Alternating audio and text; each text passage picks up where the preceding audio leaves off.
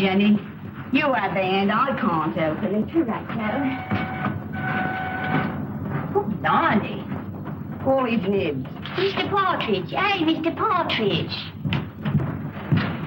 Now what's the trouble? Can't open the blinking door.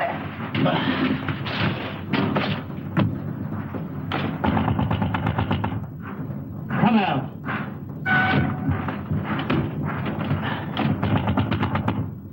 You hear me? This is Victoria Station.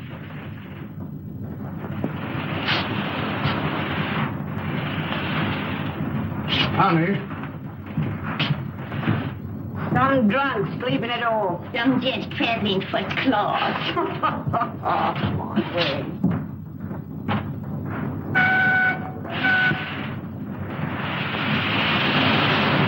Jim, let's have your ladder. Yes, sir. Open that window. What?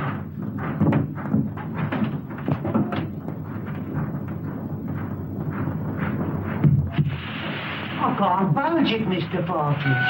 Budge is the word. You'll have to smash it then. What? Oh! Mr. Partridge, there's... Oh, there's...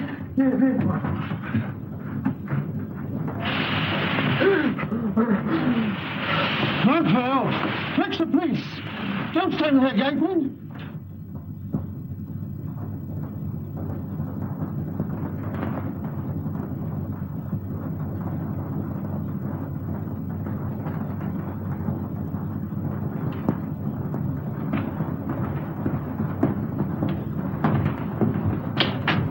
This must be the place. Yes. You'll have to wait here.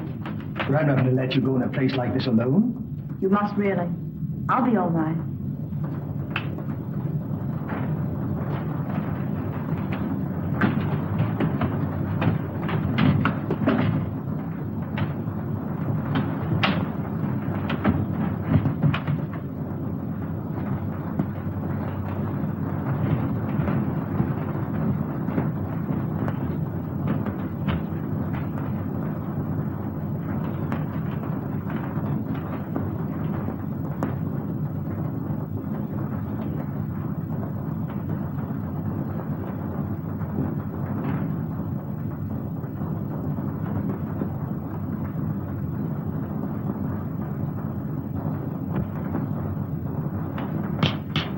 This meeting is now called to order. The unfortunate death in a train of one of our members, Mr. James Murphy, who departed this life by his own act while of unsound mind, has necessitated this meeting. That's what you say, Mr. Maydew. And how do you know? A verdict of death by suicide was returned tonight. This is the second occasion that we have been brought together by the mishaps to our members. The first being the passing away by natural causes of the late Colonel Forrester, whose charming daughter so gracefully honors us with her presence here tonight. It is agreed in the pact drawn up and formally attested to by its founders that should the Grim Reaper overtake one or more, the interests of the deceased in the society will be divided equally among the surviving members. It is also provided for in the pact that Miss Forrester becomes a participating member. Consequently, the interests of the late James Murphy will be divided equally among the seven of us. I move that my fee for the necessary legal representation, funeral expenses, and a modest urn for the ashes be defrayed by our organization. I understand from the widow that he expressed a preference for cremation. I second that. All those in favor will please signify by raising their hands. Mr. Wilson. Mr. Baker. Mr. Deering.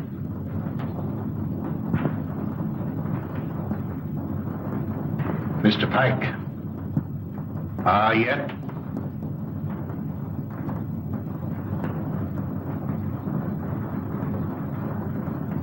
Good. Has any provision been made for the widow? None. I presume that we could stretch a point in her favor. Emphatically no. Things are complicated enough as they are. Why did he want to kill himself? Have you ever met his wife? No. No?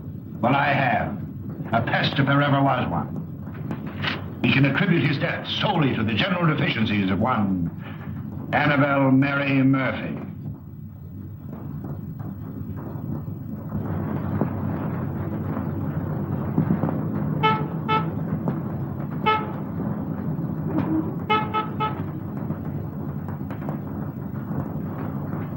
What would you deduce from this?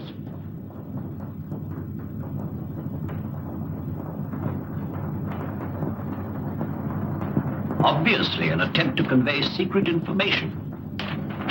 Could you decipher it? I could not, nor could you.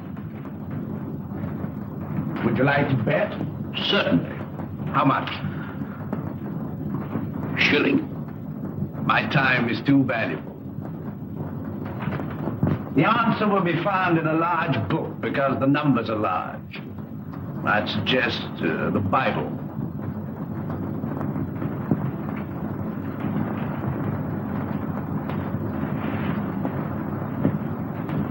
A client, Watson. Where? The widow standing under the street lamp. A widow?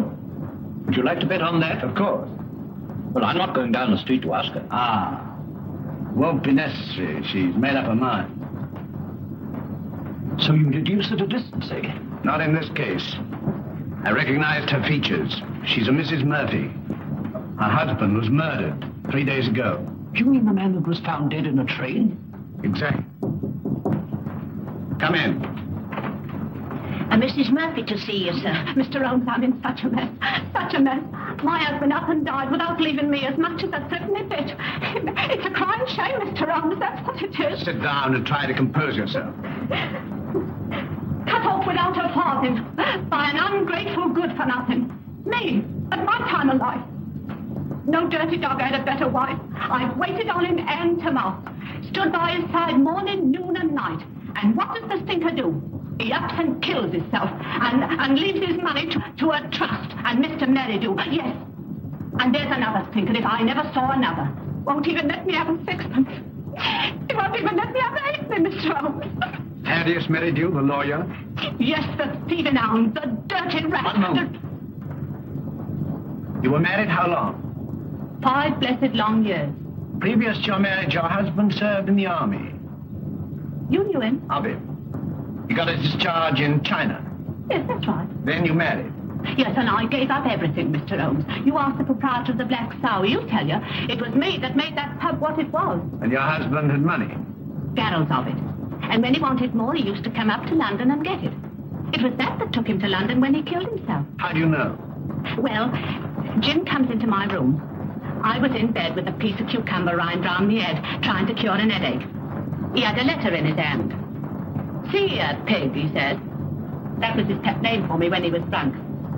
I'm going up to London. Did you read the contents of the letter? Oh, it wasn't no letter. It was just a piece of doggerel.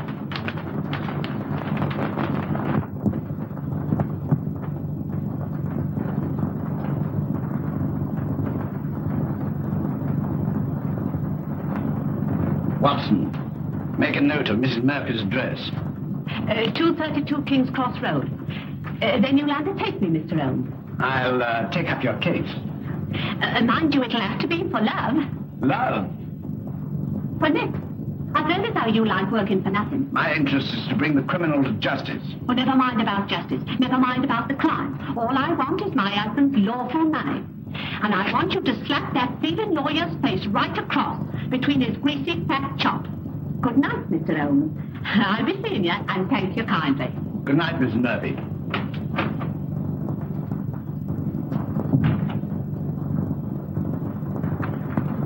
Deep water, Watson.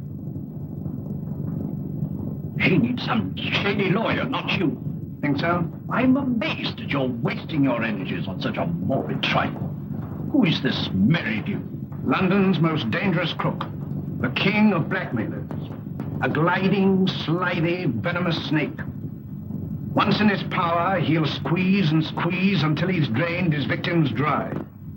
More than once I've had my net around him, but so far he's managed to wriggle his way out. The time has come, Watson. The time has come for Mr. Thaddeus Merridew.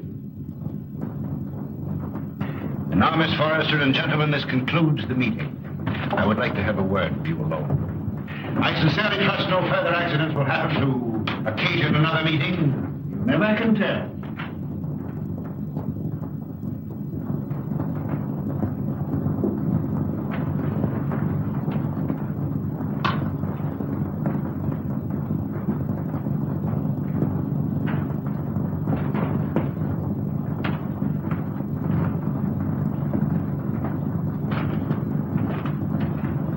Are you going my way? Which way do you go?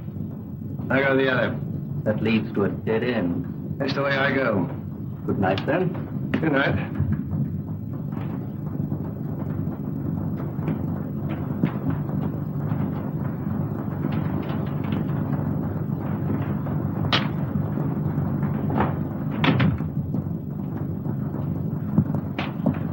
You must never mention anything that transpired at this meeting tonight, or even that this meeting was held. I saw a young man standing on the corner as I came in. Yes, my fiancé. He brought me here and is waiting for me. Oh. Then you're thinking of the Marin? Yes. I wouldn't if I were you. That is, at least until you've consulted me. But why? I can't explain. In a short time, this society will no longer exist.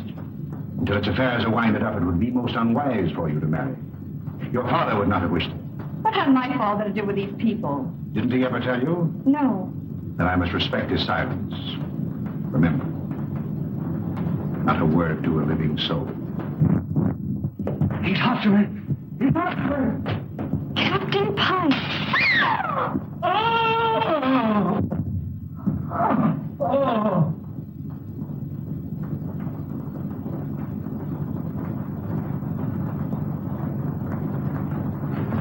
Dead, shot through the heart.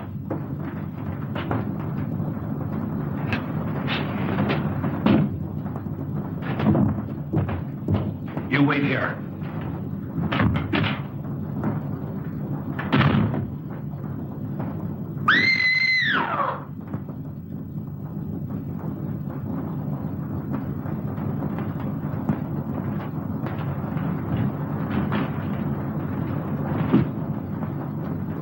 What is it? What's happened? Are you hurt? Someone. Look. It's disappeared. What does it mean? The murderer must have had an accomplice and removed the body. Please call the police. No, the police will be here soon enough. We mustn't become involved. But it's murder. As you respect your father's memory, you must preserve a strict silence. Not a word. Come.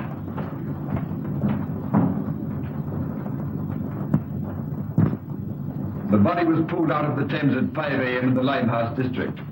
The autopsy shows that death was caused by a bullet through the heart. The features, as you see, are unrecognizable, caused possibly by the battering of the head against the wall where the body was found. The widow identified the body by means of that ring. Ah. A very rare and very beautiful ring, Lestrade. There isn't the slightest doubt the deceased is Captain Pyke. The clothes were identified, initials on the collar and on the shirt. Further identifications are contained in these letters that were found in the clothing.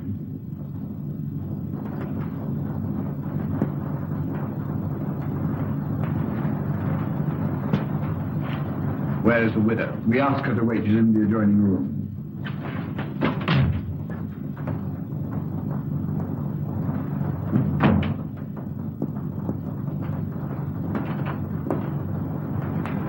Mrs. Pyke? Yes. You are? My name is Sherlock Holmes. When did you last see your husband alive? We dined together last night at the Savoy Grill. He left me shortly after 9 o'clock. I never saw him again. You're staying? At the Savoy. You've been in London how long? About a week. And you live where? At the Grange Sugarness. When your husband left you, did he inform you where he was going? No, but I fancied it was on a matter of business. He was a man very precise in his habits. When midnight came, and there was no sign of him, I became rather alarmed. Midnight would be a late hour for him. Very. As the time went on, I became more and more worried. At last I informed the police. An hour ago, I received a message to come here.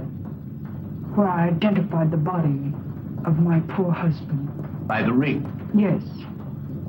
Did he always wear a ring? That one, yes. I gave it to him when we were married. That would be... About 6 years ago in China. It is an heirloom belonging to my family and has been handed down through generations. I see. Permit me to express my sympathy for your great loss. Thank you. Is that all? By the way, should it become necessary, shall I communicate with you at the Grange or the Savoy? Through my lawyer. His name? Mr. Thaddeus Merridew. Good morning, Mr. Holmes.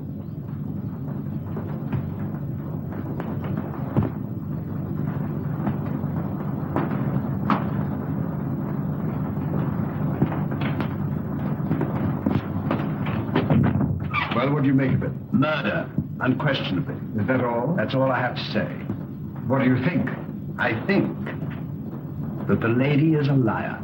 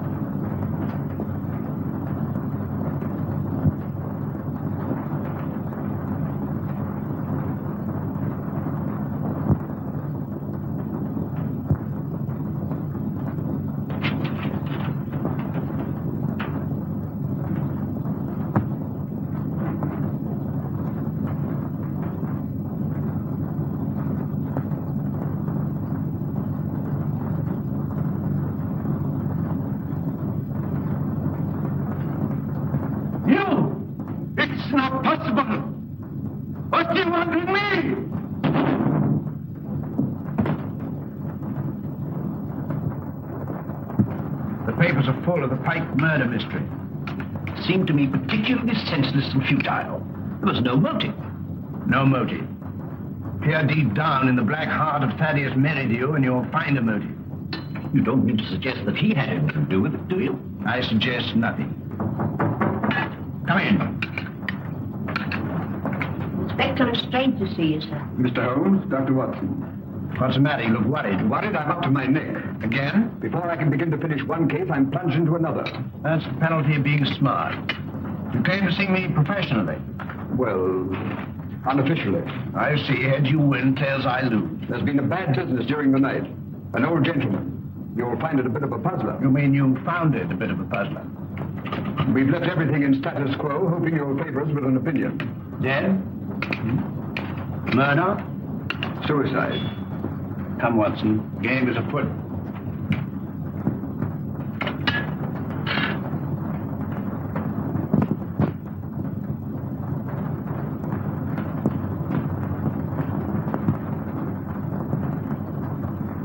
He was well known as a stamp collector.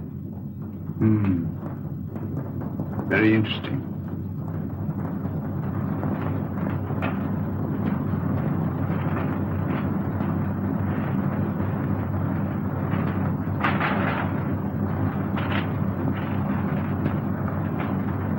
What is it, Holmes?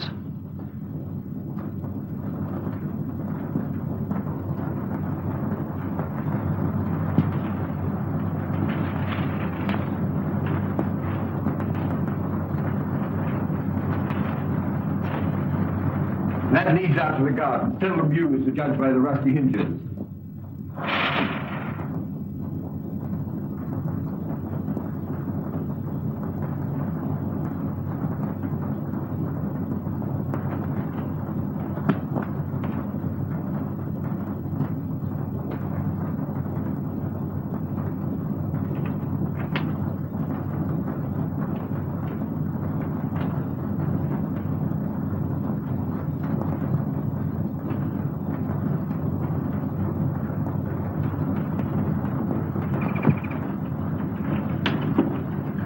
Good morning, sir.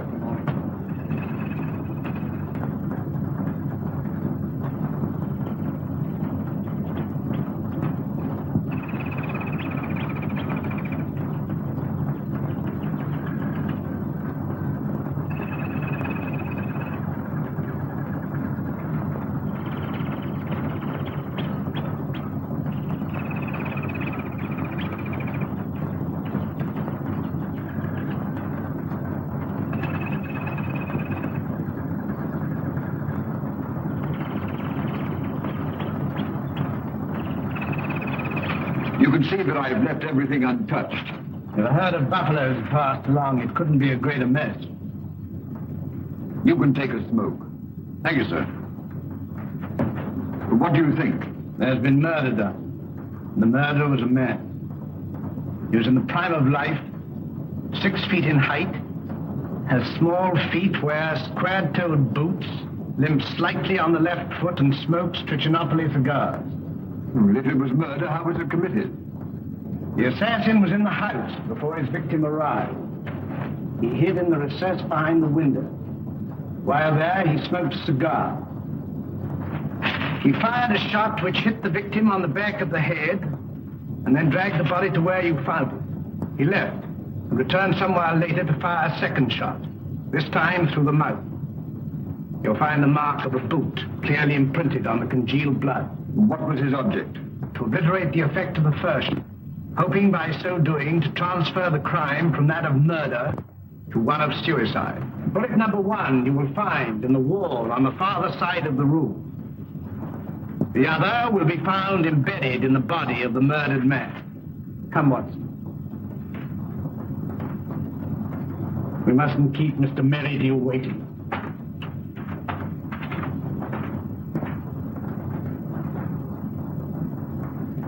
Mr. Holmes is still waiting, sir. How long has it been now? Fully 2 hours, sir. That's as it should be. You may show him in now. Very good, sir.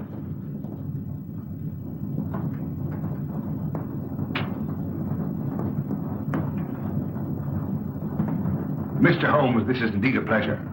I'm sorry to have kept you waiting, but I had to digest my lunch.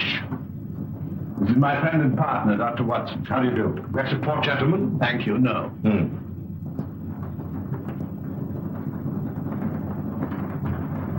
Cigar? Thank you. Be seated, gentlemen. I represent Annabelle Mary Murphy. Charming lady. I'm empowered to act on her behalf. Congratulations. As you are doubtless aware, her husband came to a premature and sudden end. Dear, dear. My client is under an impression that certain monies belonging to the deceased are being unlawfully withheld from her. By whom? By you. And you believe this delightful lady? I'm paid to find out. An angry woman is hard to pacify. So I thought that an amicable discussion with you would put me in possession of certain facts with which I could prove to my client the absurdity of her claim. I see.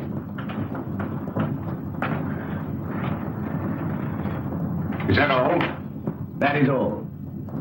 Dear, dear, you're not smoking my cigar. You refuse to assist me. My dear Mr. Holmes, I have neither the information nor the authority. You see, until a few days ago, I was not aware that your distinguished client existed. In my profession, I deal with many cases impartially and legally without coming into personal contact with my client. It won't do, Mr. Merridew. Anything else? May I trouble you for a pencil and paper? Help yourself.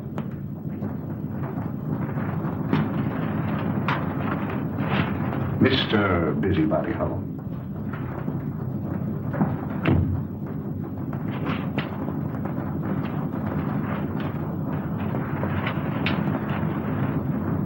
By the way, I think you should know that another client of yours met his death last night. Mr. Malcolm Deering, found murdered.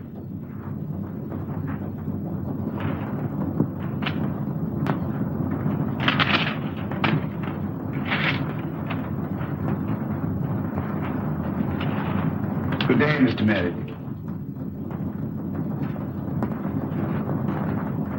Come, Watson.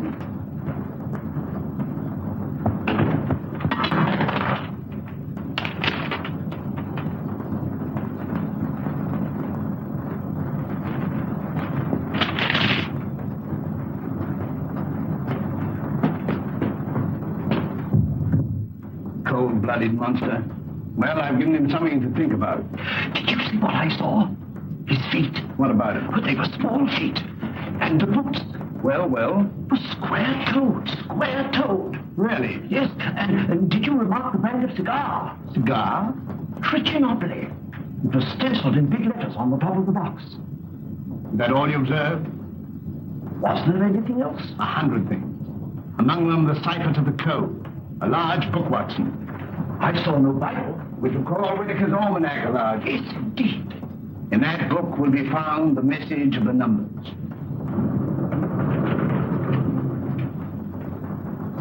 Mr. Holmes. Mrs. Pyke.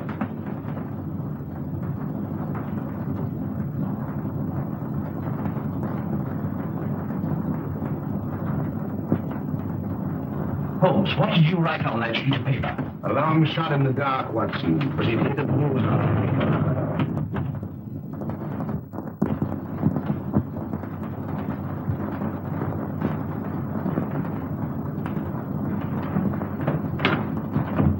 Miss Forrester lives here, I believe. Tell her that Mr. Merridew wishes to see her. Mr. Thaddeus Merridew. And hurry. Mr. Merridew calling to see you. Miss Forrester. You're looking charming as ever. I see you received my flowers. Thank you. I sent them to soften the unexpectedness of my visit. You come about the murder of Captain Pyke? No. Have the police been pestering you? No. I was fortunate enough to keep your name out of it. Have you seen today's papers? Shocking. Shocking. Poor old gentleman. This is a very wicked world we're living in, Miss Forrester. This will necessitate another meeting. That's why I came myself to tell you. Safer. Too many eavesdroppers. Busybodies concerning themselves with other people's business. The same time, the same place, tomorrow night. Oh, please don't ask me to go to that dreadful place again. Well, unfortunately, in this case, I'm a servant, carrying out instructions. You've nothing to worry about. Not a thing. Not a thing in the world. Oh, this is my, Mr. Sanford, Mr. Merridew. Remember.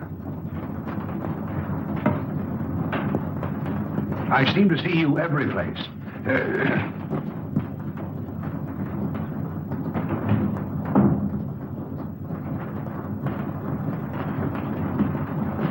Who is that man? He's my lawyer. Oh. I remember seeing him the other night. But what's he doing here? Oh, please don't begin that all over again. But Eileen, surely I have a right to know.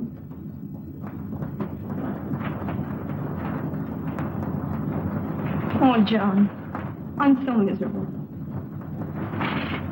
It's something that concerns Father. Just before he died, he sent for me. I remember his words. On my death, you'll find yourself well provided for. You'll be rich. Remember this name. He repeated it twice. Merridew. Should he communicate with you, follow his instructions, for through him will come this inheritance. And the meeting 3 days ago? Began the fulfillment of Father's word.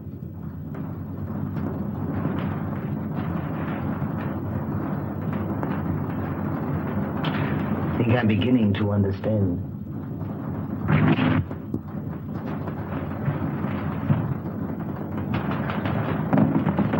I thought I saw...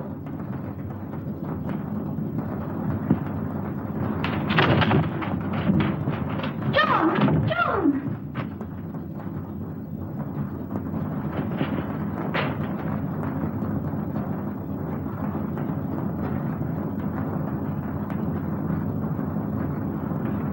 He was a black-bearded man, ill-dressed, looked like a tramp. How tall? Ooh, quite tall.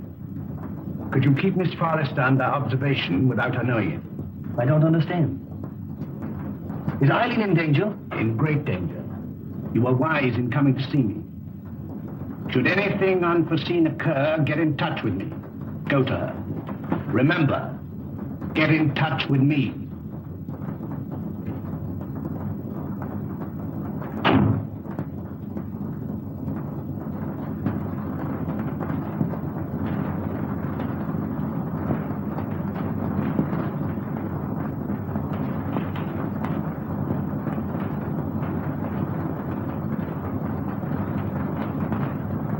We are getting on, Watson. I'm glad to see you in a more cheerful mood.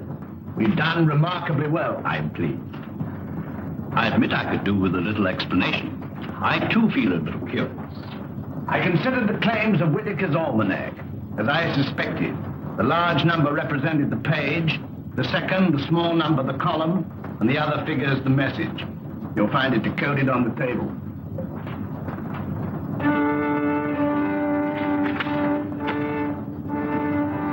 Meeting of Scarlet Ring, Tuesday, Limehouse.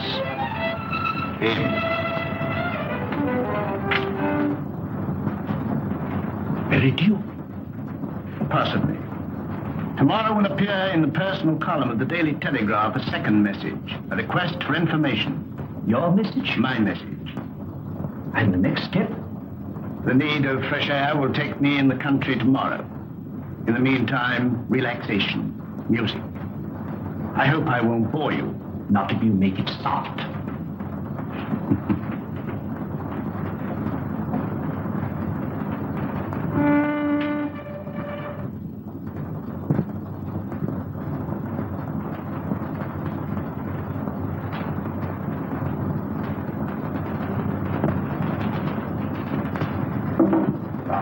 Things are getting worse and worse. I hear tell as how they'll get more worser before they gets less worser. Same as I say. That were a very bad business about Captain Pyke. A very bad business. Same as I say. I hear tell us how the old range is going under the hammer. Lock, stock, and barrel. Same as I say. And I almost broke this old back of mine a weed in their old garden. And to look at it now, you'd think I'd spent all my time in here. Morning, sir. Morning. Morning. How far is the Grange from here? Some will tell you 4 miles and some will tell you 5. But I say it's more than 4 and less than 5.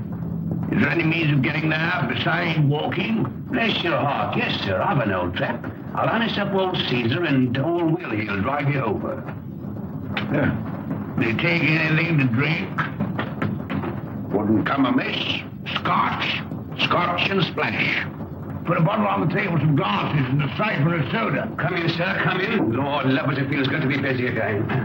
You're a godsend to him, sir. He hasn't had a paying customer for a long time. Chip on the ticket, sir. Before you can say Jack Robinson. Help yourself. Thank you, sir. Just a little drop, sir. Say when. When? Well, here's your very good health, sir.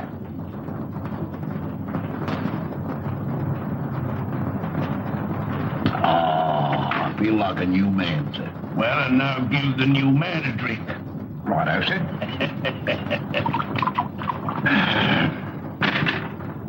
Well, is your very good health again, sir? Good health. Were you born in these parts? I've never seen none other. Worked for the Pyke family all my life. Till I got tired of working. Got this old backache from weeding their plaguey old garden. Then you would remember the late captain. And his father, and the old gentleman afore his father. See that dent? That belongs to Captain Pyke. A mark caused possibly by the imprint of a stone. And right you are, sir. Many a good-looking young Master Robin got for chucking stones at me, sir. Sounds as though the young man was somewhat wild. Wild? He was a holy terror. Ready and waiting, sir. I've harnessed up old Caesar and he's ready to go. You must tell me some more on the way over. Better bring the bottle. Righto, sir. Scotch is sure good for the backer. Steady, Caesar, steady. He's hard to handle when he's raring to go, sir. You were saying? You can't make English gentry out of the heathen Chinese, nohow. Not in these parts. Very difficult, I imagine. When the captain was alive, did he stay here often? Until last Tuesday, we ain't seen nothing on him till close nigh on to 2 years. Shall we have one, sir? You take 2. Right, that's it.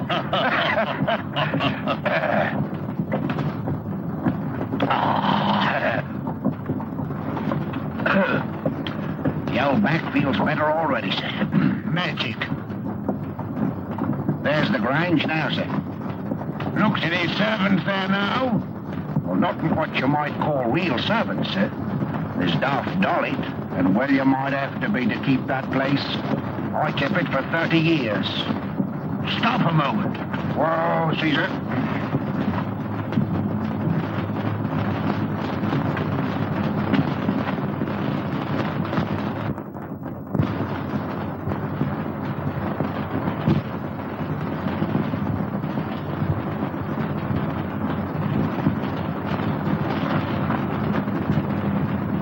I'll walk the rest of the way. I'm in a hurry. Wait here for me. I won't budge an inch.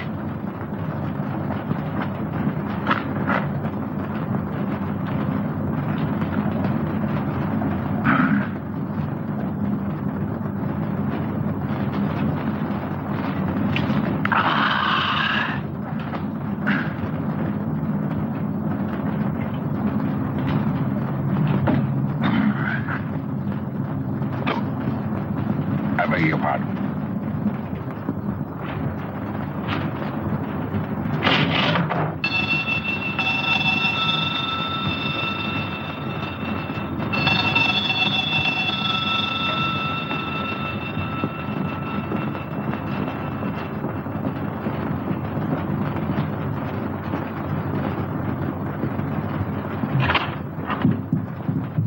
Is your mistress in?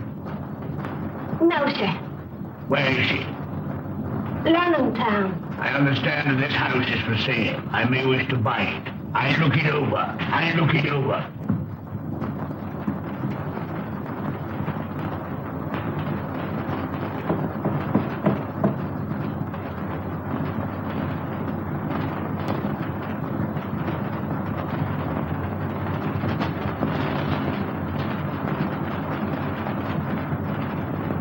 Mistress, such a good looker, such eyes. She walks like a cat. Such a figure, such a fine bit of goods. Buzz.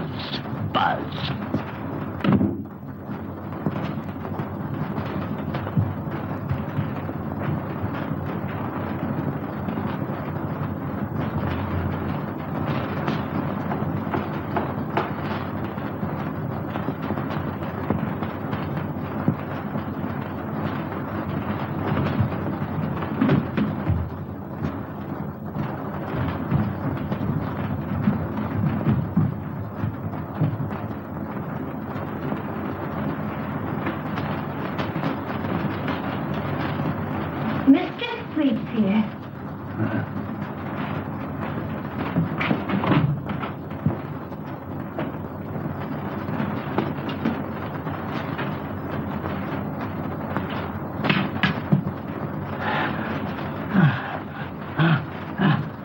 Ain't you feeling good?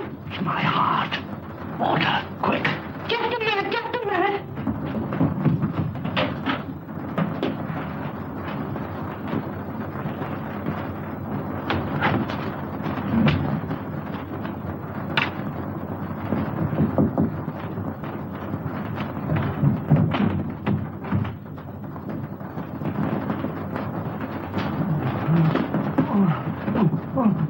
Drink this.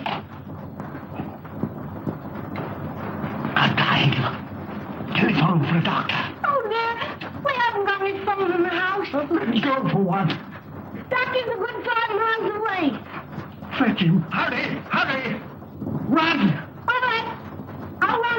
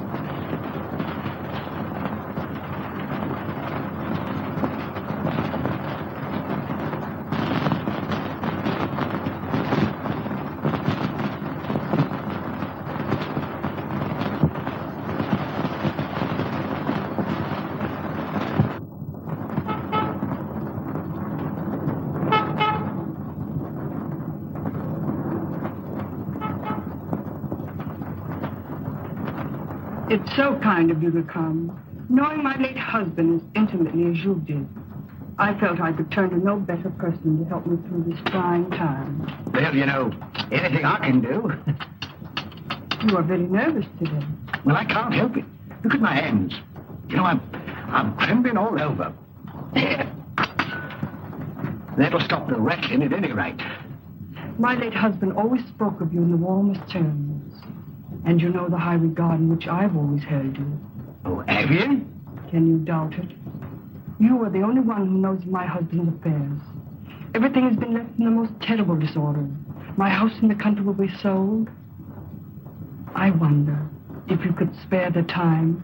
Yes? You could be my guest over the weekend. And we could go through his papers together. Well, you know, with pleasure. I could do with a bit of a change. We could drive down. Would tonight be possible? Tonight? No. You see, I've got an important meeting tonight. Then tomorrow. Tomorrow. May I make a little confession? You know, Mrs. Pyke, I've always admired you tremendously.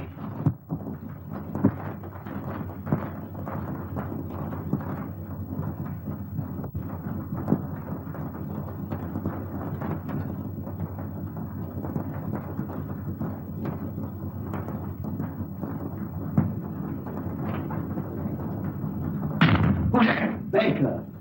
Oh, it's you, is it? Who do you think it was? Where are the others? I'm the first one here. There's a rat among us. Yes, and he's facing me, seated on a chair. Aye. Someone has given away the code. Anyone supplying information concerning the Scarlet Ring will be rewarded. Apply Sherlock Holmes, 221A Baker Street. It's one of us, that's certain. We can leave the girl out of it. Can't be that dumb Chinaman. There remains you, myself, and Meridew. Well, it's not me. On my oath. Or me, I swear it. Then it's... I thought that snake was double-crossing me. But it's getting on my nerves. It's like living a nightmare. First Murphy, then Pyke, then Deary. Who'll be next?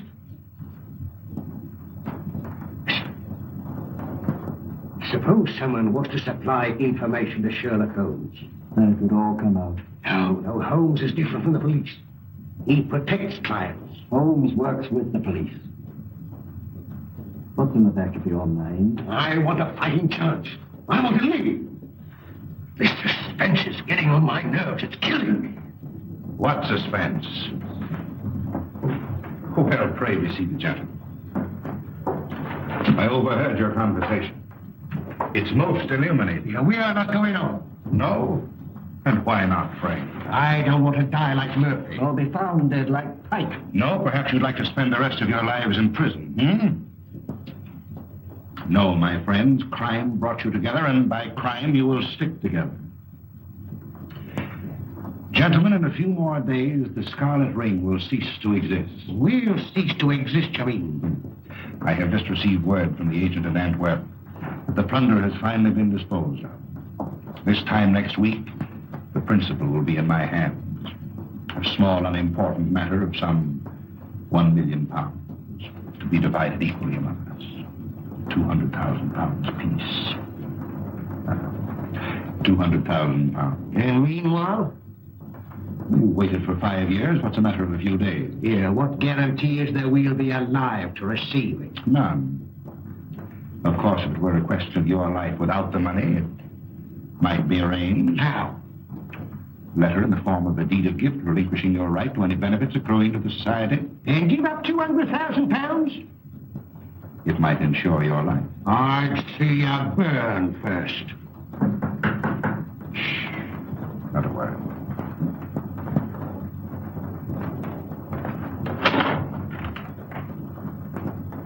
Well, Miss Forrester, this is a pleasure. Come in.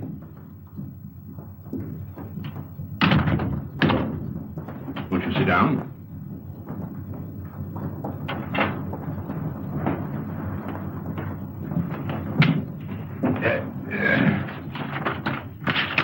And now to business. Miss Forrester and gentlemen, again I have the pleasure of presiding at this meeting.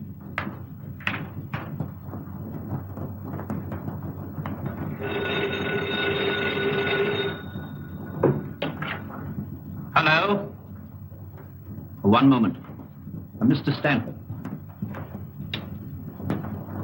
Yes? Where?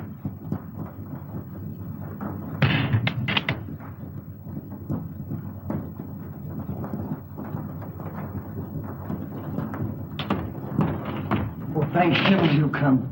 I followed her here and phoned you immediately. She went through the side door.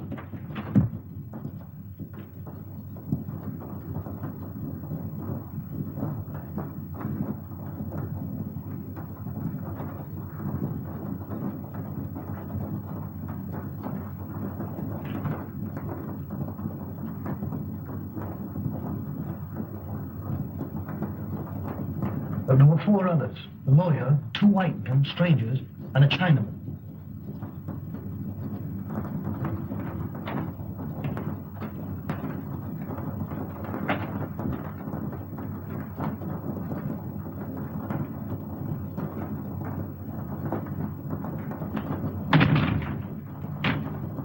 When it comes, it won't come from the sky. Oh, shut up. Oh? I'm on fire. Life's worth more to me than money. Yours may be, mine isn't. Shall we walk to the station together? No, you go ahead.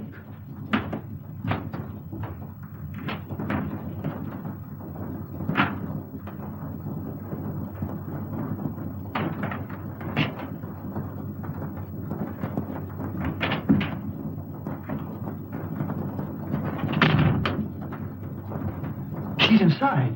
They've left her inside. Shh.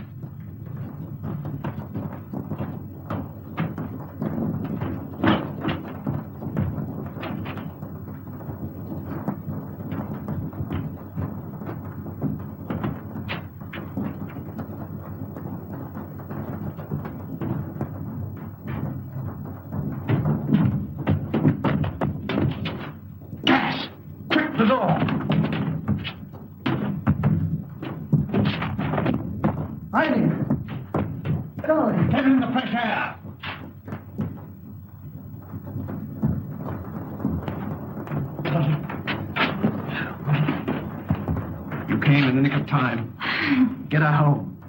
Don't let her out of your sight. Guard her.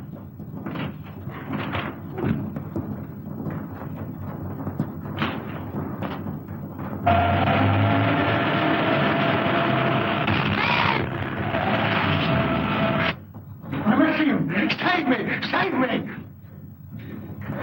Speaking as a medical man, it is extremely dangerous to run at your age and with your wit. Could I have a glass of water, please? Sit down. Oh, no. Oh. Thank you. I must apologize for bursting in like this, Mr. Holmes. I'm Dr. Watson. I don't know when Mr. Holmes will be back. Please wait. Thank you.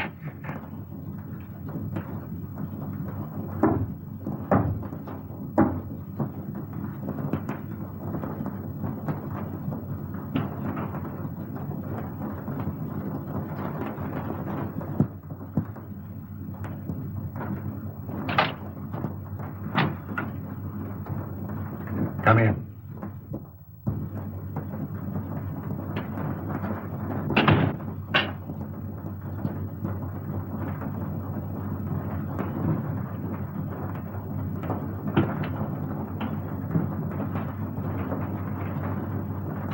Sit down.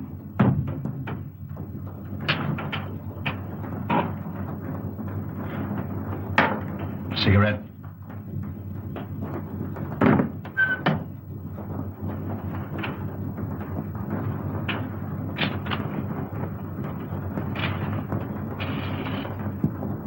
Any luck? Too bad. I have here the securities. Easily negotiable for £1 million. The Chinaman yet is devoted to his mistress. Doubtless a generous present will satisfy him. On account of Holmes, I cannot impress upon you too sufficiently the necessity for speed. Everything must be finished tomorrow night at the Grange. I will make all the arrangements.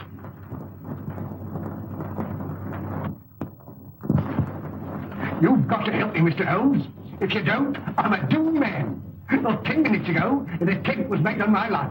You see, I live in Evelyn Street. I was on my way there. I was about to cross the road, and some instinct made me leap back. And as I did, a car, driven with terrific speed and coming on the wrong side of the road, whizzed by me. How I escaped was a miracle.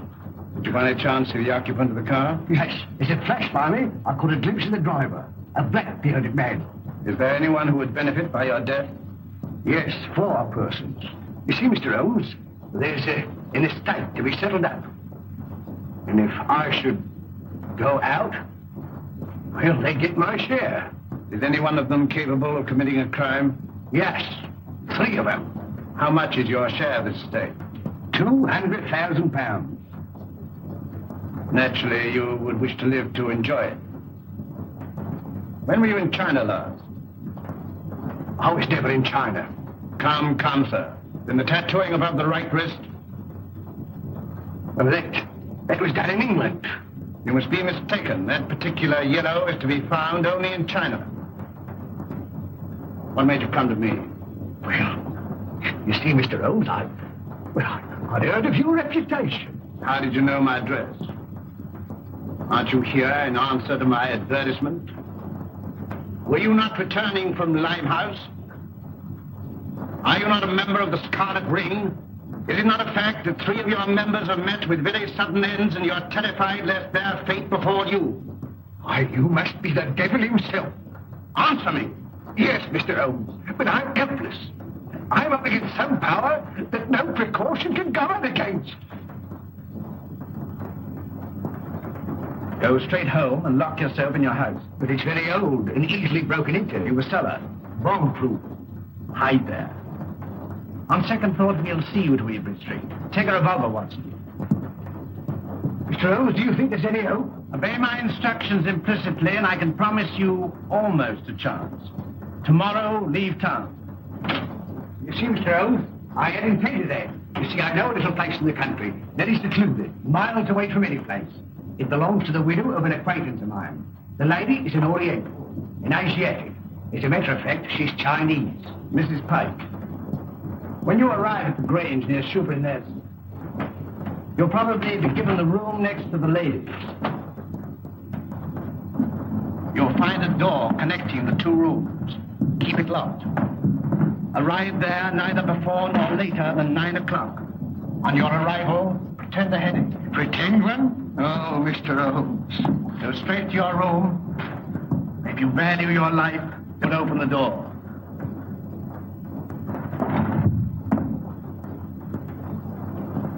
Pyke! I got him too. Poison.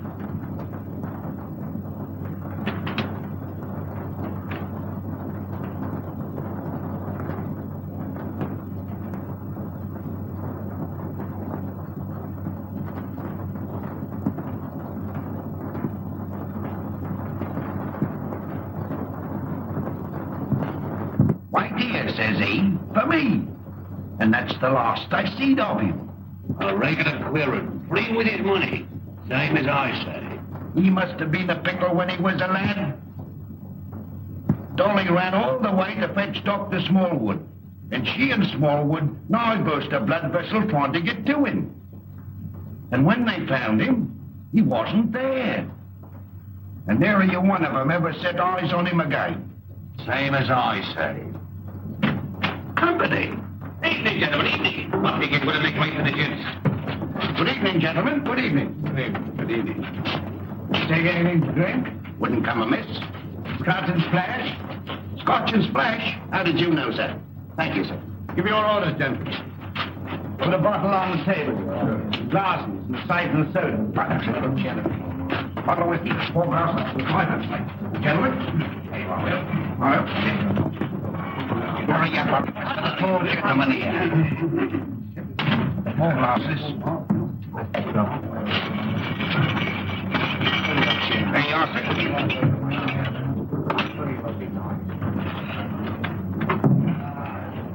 What brings you gentlemen round these here parts? This friend of mine belongs to the medical profession. A patient of his has escaped, an old gentleman of very dangerous character. That's the reason for all these wardens. An old gentleman? Wearing a cape? Stoops a bit? Big in the belly? You've seen him? Have I seen him? Yes, sir. And Dolly at the Grange seen him. And Dr. Smallwood ought to seen him, but he never set eyes on him. As sure as I'm standing here, sir. He sat right there. It was the day before yesterday. Doctor, we're on the right scent. Say when? When?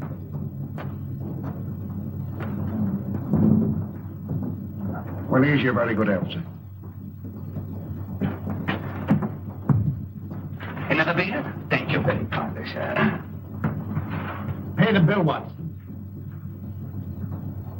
And take care of this gentleman. Come along. What do you have? Well, I'm here's hoping that we get him. Who? Dash my buttons if I know. My mind's never been in such a fog. It's time to leave. Gregson should be there by now. We'll have the Grange so well surrounded a cat couldn't get through without being seen. Come along, men.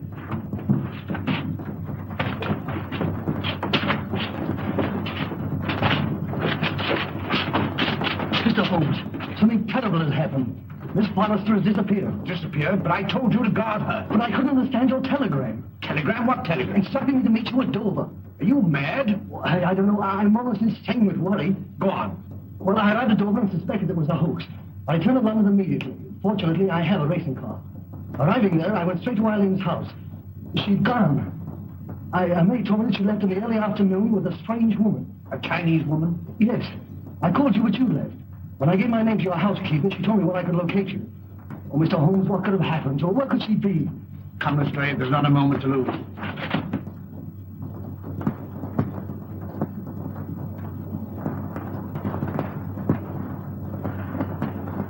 Mr. Holmes is late. Are you sure you're not mistaken? I had written instructions to bring you here. You saw them. Perhaps the fog. I certainly be here. If not tonight, then tomorrow morning. Who's that? Strange. I seldom heard.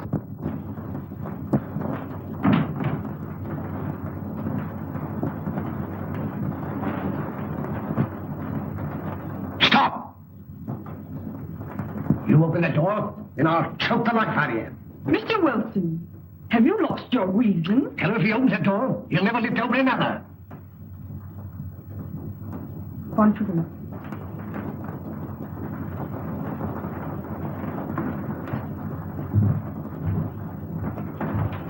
Who is it? Telegraph, White.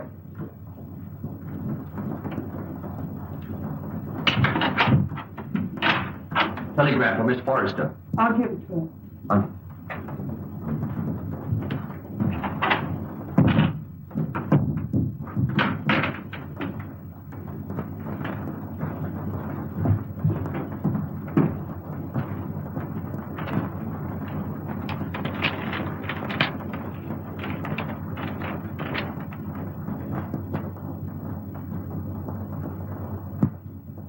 Good news?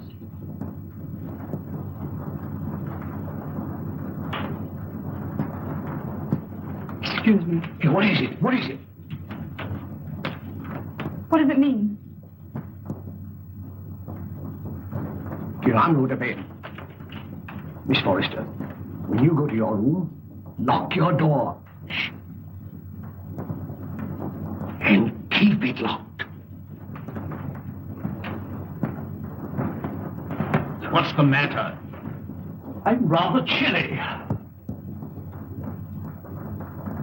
Who's that? It's me, sir. Did you deliver the telegram? Yes, sir. To Miss Forrester herself? I'll give it to one lady to give to the other, sir. Thank you. Good night. Good night, sir. Don't let me go to her. Wait. I'll never do it again. What? Stand about all night without a flask. Look, Holmes. Over there. Drop your gun. Well, Inspector? I checked up on all points. No one could have slipped through. Good night, my dear. My bedroom is just across the corridor. If you should want me for anything, don't hesitate to call me.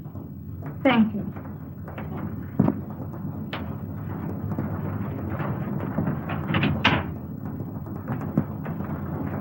night. Good night.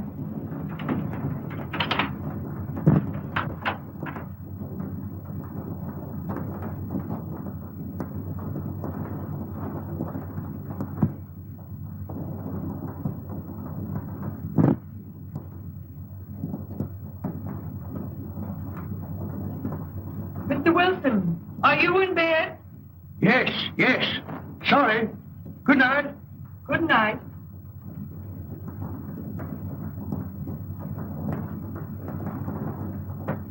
Who's that? Gregson.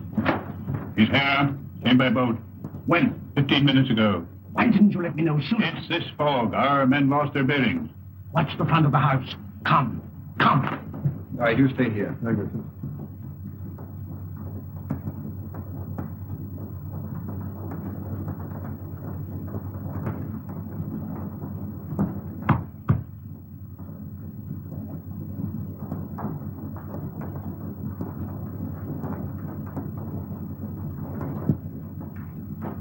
I thought you would never come.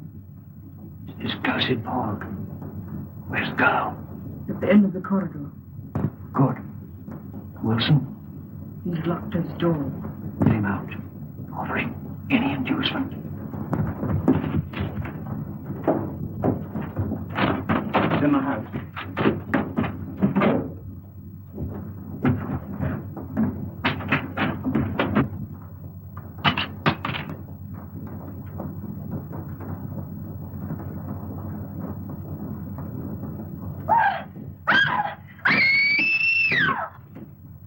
It's Eileen. That's Eileen.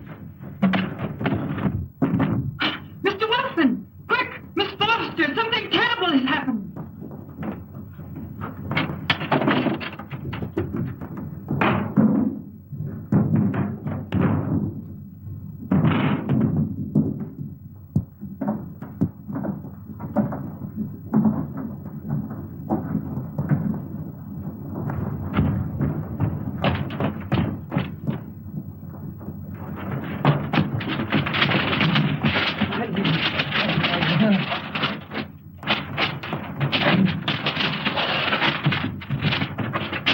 Eileen, my darling, are you all right?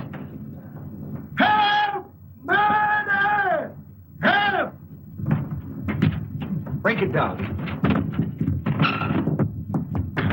Help! Help! Holmes! Holmes! Holmes! Are you all right? Quite all right. Thank you, Watson. Take them downstairs.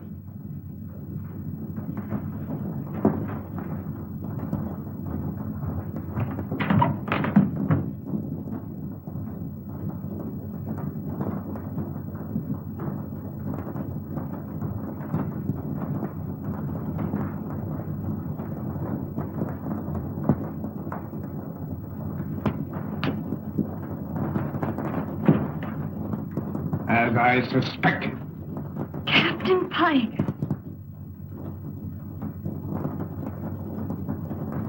You are charged with the murders of James Murphy, Malcolm Deering, and William Baker.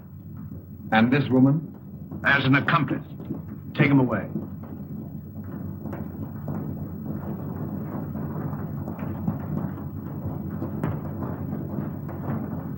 I saw him killed. You saw him pretend to be killed. It was he who attacked you. He was shot. No shot broke that window. He broke it himself. But the blood. Animal blood. On a sponge. Merridew, of course, was in on it. Mr. Holmes, there's a second man outside. Came the car. I thought it my duty to detain him. Bring him in.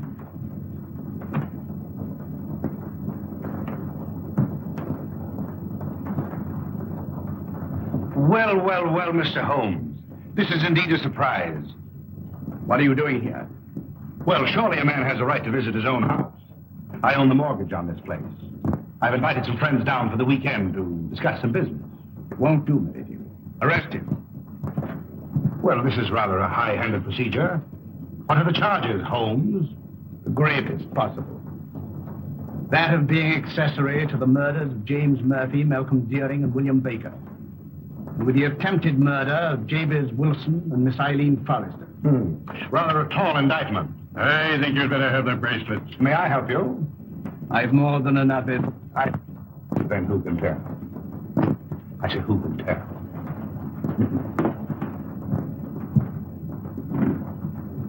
This will mean promotion, Lestrade. I'm very grateful to you, Mr. Holmes. But how you did it beats me. Simple enough. Simple. Simple? By the examination of the footsteps in the garden of Mr. Deering's house, I'm probably certain of the murderer's description. You remember the ring. There was no mark to indicate that it had remained on that finger for a period of 6 years as stated by his mistress. His wife, you? Mistress, Watson. Mistress. Well, you ought to know. And the scarlet ring? Perhaps you'll remember the disappearance of the mandarin's gems in China some years ago. Perfectly. To realize on gems of international repute would be a ticklish matter? Very. That'd have to be broken up piece by piece and then disposed of carefully and slowly. Exactly. The Scarlet Ring was formed by the instigators of the original crime to protect the receiving end. What was Pyke's motive? Greed. The last survivor would become the recipient of the entire booty. I think it will be found that Pyke was the original ringleader. But Mr. Wilson could furnish us with an answer to that. Not one word. We shall never forget you, Mr. Holmes. Rather not, sir. You must invite me to the wedding. Perhaps you'll give me a wedding. I appreciate the compliment, but I never give a lady away, except I'm professional. Come, Doctor. They'll send you when they need you.